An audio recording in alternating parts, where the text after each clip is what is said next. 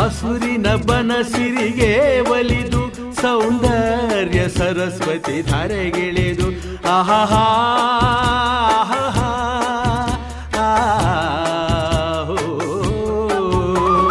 ಹರಿಯುವ ನದಿಯಲ್ಲಿ ಜಾಡಿ ಹೂವನದಲ್ಲಿ ನಲಿಯುತ್ತ ಓಲಾಡಿ ಚೆಲುವಿನ ಬಲೆಯ ಬೀಸಿದಳು ಈ ಗಂಧದ ಗುಡಿಯಲ್ಲಿ ನೆಲೆಸಿಹಳು. ಇದು ಯಾರ ತಪಸ್ಸಿನ ಫಲವೋ, ಈ ಕಂಗಳು ಮಾಡಿದ ಪುಣ್ಯವೋ ಆಹಾ. ನಾವಾಡುವ ನುಡಿಯೇ ಕನ್ನಡ ನುಡಿ, ನಾವಿರುವ ತಾಣವೇ ಗಂಧದ ಗುಡಿ. ಅಂದದ ಗುಡಿ, ಗಂಧದ ಗುಡಿ, ಚಂದದ ಗುಡಿ, ಶ್ರೀಗಂಧದ ಗುಡಿ ಆಹಾ.